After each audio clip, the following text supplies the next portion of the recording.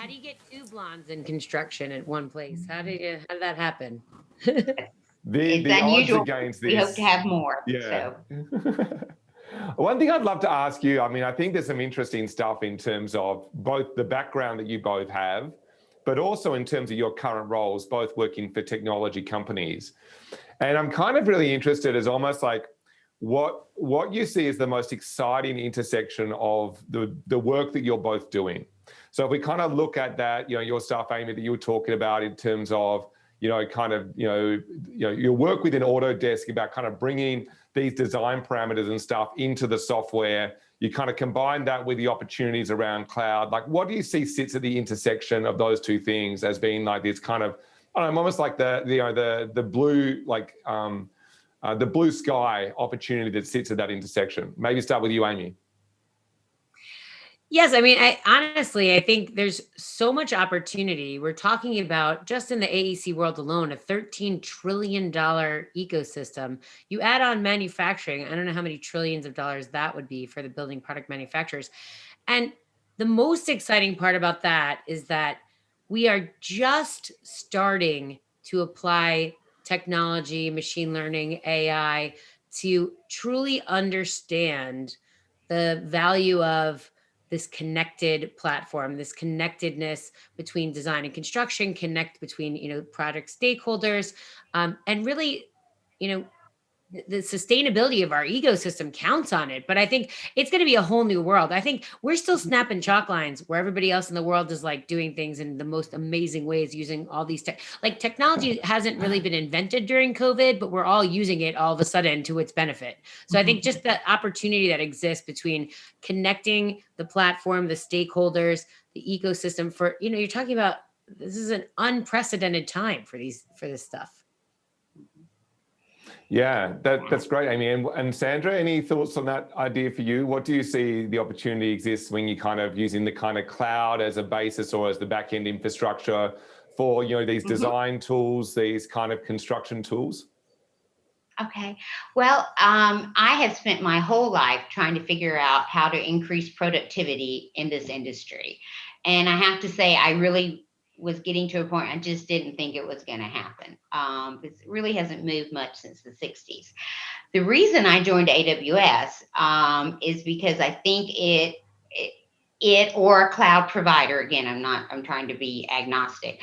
I think it is the technical platform that we needed, the foundation that allows us to move quickly, to respond quickly, just like the PPE thing I just showed you. So that's the bottom layer, if you want to call it that. And then the middle layer is all the things that you all do. And then the top layer, I think technology comes back in again, which is we collect all that information from the sensors and from what you're doing. And then what we can do then is actually provide actionable data and also, as you heard, some machine learning. So I kind of think of a cloud provider, at least in my world, it's on the bottom and it's kind of has a role on the top. And the middle is where you guys are.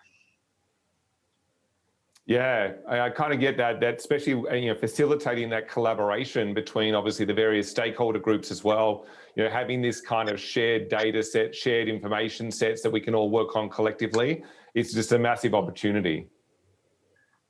Absolutely. I have one question here that came in from Daniel Hogan, who just dropped it into the chat thread online. I think it might have been, this came actually in during Amy's talk, and I'm not sure if you both have a position on it. But Daniel asked whether or not you feel that the types of contracts we use are essential in terms of promoting innovation. So whether the contracts, the standard kind of contracts we have at the moment, perhaps in some ways actually hinder innovation from occurring. And he makes a point about NEC form of contracts, and I'm not sure exactly what that means, but the NEC form of contracts, is that something that would facilitate innovation?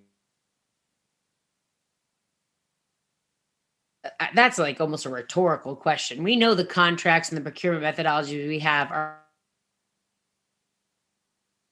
just, even like in the US, if you say IPD contract, just getting people up front talking doesn't necessarily fix everything. But at the end of the day, I think we have to look at the notion of how we do business how we partner with groups, how we understand what it is we're asking for. And I always say to owners, I'm like, just because you push down risk onto somebody else doesn't make risk go away. In fact, that risk becomes more expensive as you push it further and further down.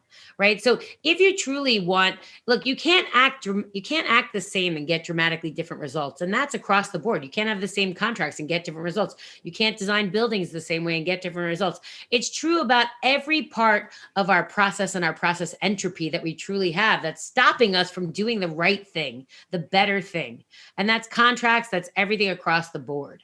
So we all know that, right? But the trick is, this is the big secret. It's the guys with the money that change that, right? They are the ones that can say, stop doing this nonsense. I just want partners. Or stop writing these contracts. I don't care if we go out to 5 bidders. I want one, or whatever that is, right? Or I want it designed in this way using these things. Or I want you to go X% moving it to prefabricated elements.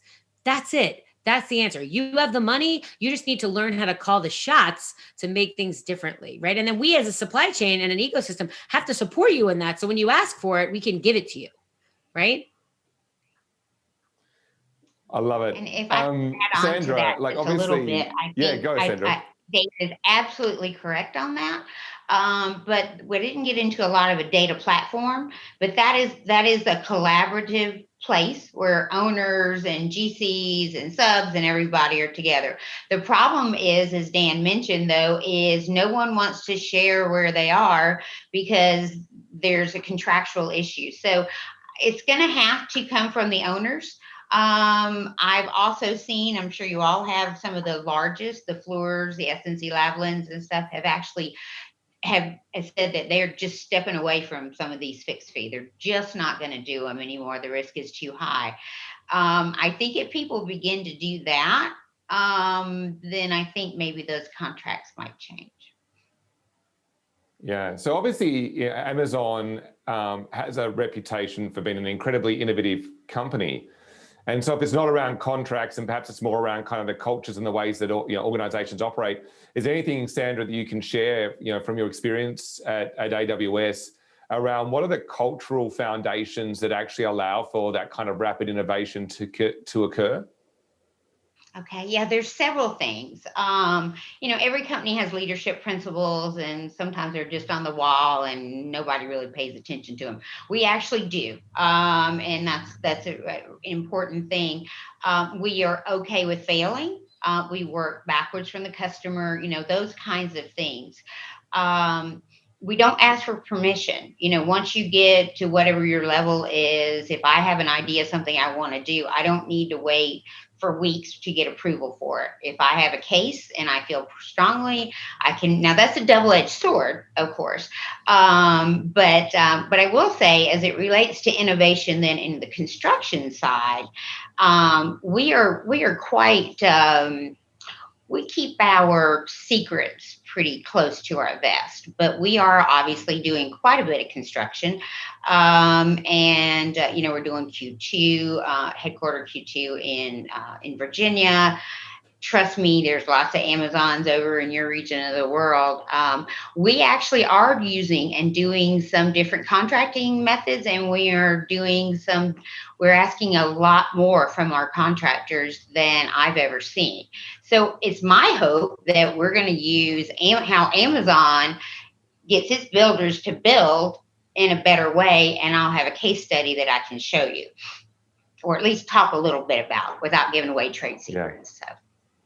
I'd also imagine if we talk about that kind of that collaboration and that innovation, you talk about transparency, and obviously when you have shared data on not just the actual, say, design and construction aspects of a project, but perhaps in the running of the project, that kind of transparency can actually go a long way to supporting kind of more better collaboration and more innovative practices as well. Mm-hmm. At the end of the day, think about it like this. You can't have disparate pieces of software that are even great at the one sliver of what they do, right? You've got to have a connected platform that, Of course, people within that are going to own the larger portfolios in that. But at the end of the day, this is about connecting design, construction, and operate, right? Ownership, design, construction, operate. You have to. Like it doesn't matter how good your little piece of the sky is at this point anymore, right? This is about connecting the stakeholders, connecting the data, creating functional data, right? And creating places that data can interact with each other and with other people, but where people still feel safe with their data and can own their proprietary data. That's important too. And they can use their data for better analytics, right? It's not about one ring ruling them all. It's about creating places that people can actually function better. And the companies that get there, they're going to be the more competitive ones. I mean, people are going to have to change their thought process. And you sort of think sometimes the thought process changes technology. I'm thinking in this case, technology may be the way that changes people's way of doing things. I don't know. It'll be interesting. I think it's less about the fact that we're women almost, that you have to be your authentic self, right? So you need diversity in thought. I like that I can look like a woman, still, talk like a woman, act like a woman, and still be in this space. I'm sure other people like the way they look, talk, have been brought up, but authenticity and making a safe place for people to be authentic is really important.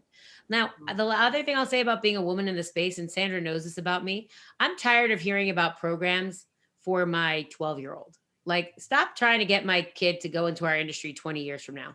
There are plenty of people that have technology backgrounds that have been in this space for 20 years. Start pushing the fact that we need women to come back from, having kids or families, and start putting pressure on these supply chain diversity programs to actually work with these companies. That's important, right? Mm.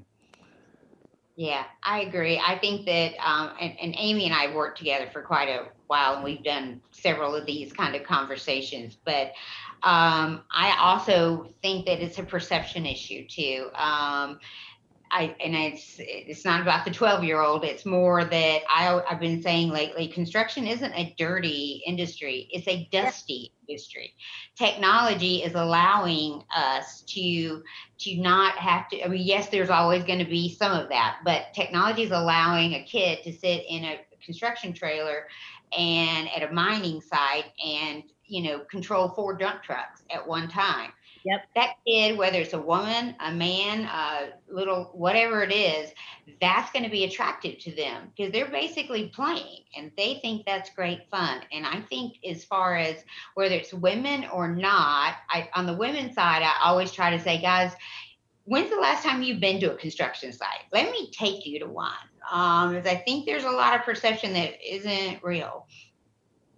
And then you move them into factories, Sandra, and then you can actually plan your life, regardless of what your gender or your age is, around the stability of one location. I was just at a mechanical contractor's firm, and there was a 23-year-old guy running this robotics and automation type piece of machinery. And I said, wow, that's so cool. You get to run this every day. He goes, better than hanging gypsum board, better than hanging drywall, right? And I was like, yeah, for a 23-year-old, he wants to play with toys, right? He wants to live in that world, right? You want to get young people in here? This is how we're going to do it.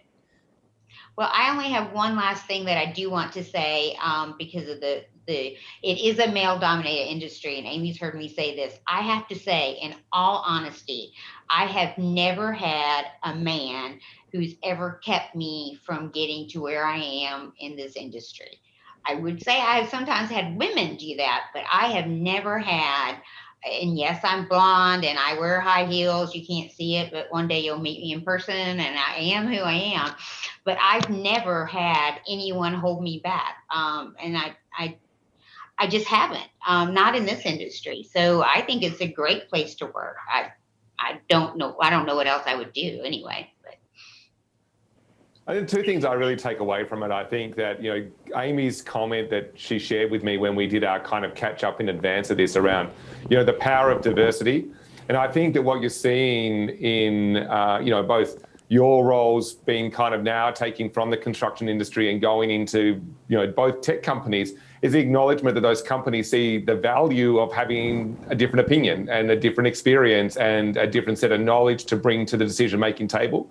And I do really love the point that you both made about the power of technology in terms of democratizing access to these types of jobs and these types of roles and making them exciting for a much broader demographic of people. I think they're two really awesome messages. Yeah, I mean, look, at the end of the day, we need industry sustainability, and we need people to work in this space that are smart, that have diversity in thought, that have diverse backgrounds, diverse skill sets. And that's part of why I love IC, right? That's part of why I love the technology aspect of this. But for that, we're rearranging deck chairs on the Titanic, as they say. We need some diversity. We need some people doing this work. We need to understand how technology is going to play a role in driving this industry, social and economic, environmental sustainability question. It's been such a joy having both of you come and talk to us. Thank you so much, Amy. Thank you so much, Sandra.